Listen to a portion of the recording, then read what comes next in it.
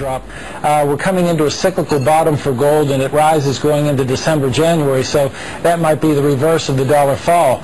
Apart from that, I think one thing people who are dollar-based need to focus on is the AMERO. That's the one thing that nobody's talking about, but I think it's going to have a big impact on everybody's life in Canada, the U.S., and Mexico.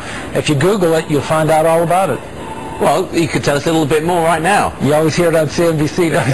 The AMERO is the proposed new currency for the North American community, which is being developed right now between Canada, the U.S., and Mexico to make a borderless community, much like the EU, and the dollar, Canadian dollar, U.S. dollar, and the Mexican peso replaced by the AMERO.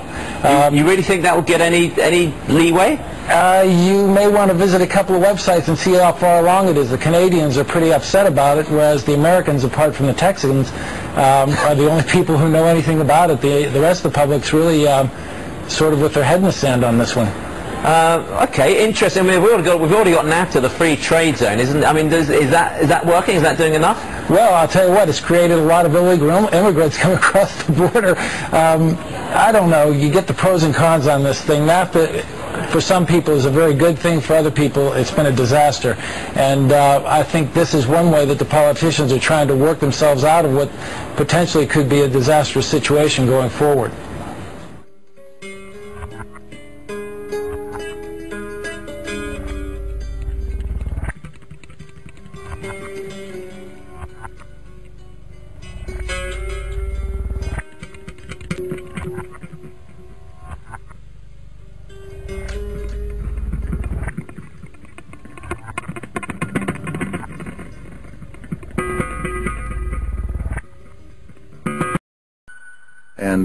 And that we will in fact find weapons or evidence of weapons programs that are conclusive. I don't think we'll discover anything myself.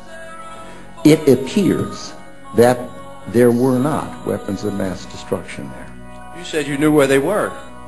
I did not. We know where they are. They're in the area around Tikrit and Baghdad and east, west, south, and north. Well, first of all, I haven't lied. There are a lot of people who lie and get away with it. Talking about lies and your allegation that there was bulletproof evidence of ties between Al-Qaeda and Iraq. Was that a lie? Intelligence gathered by this and other governments leaves no doubt that the Iraqi regime continues to possess and conceal some of the most lethal weapons ever devised.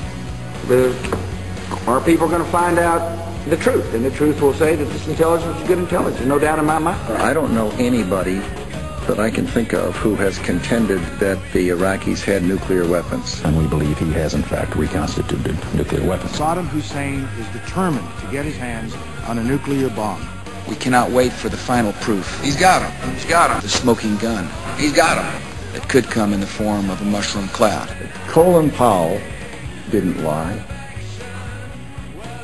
My colleagues, every statement I make today is backed up by sources, solid sources. These are not assertions. What we're giving you are facts and conclusions based on solid intelligence.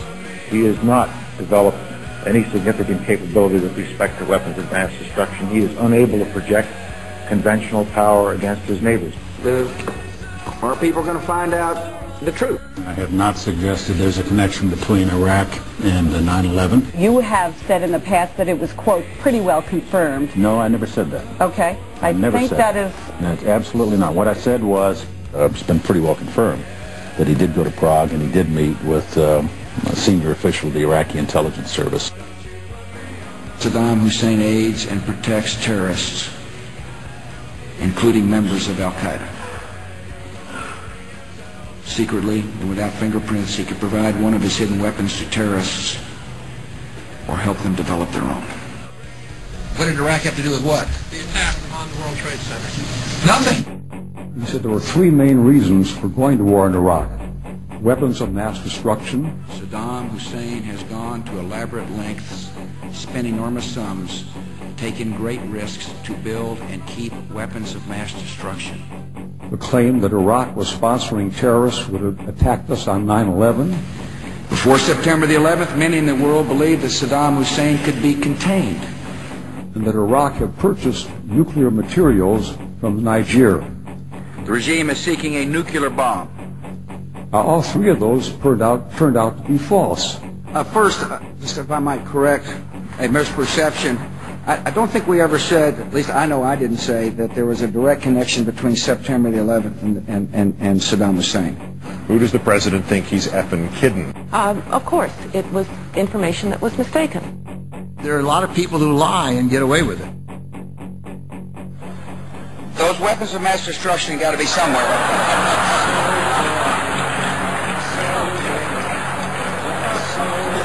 Nope, no weapons over there.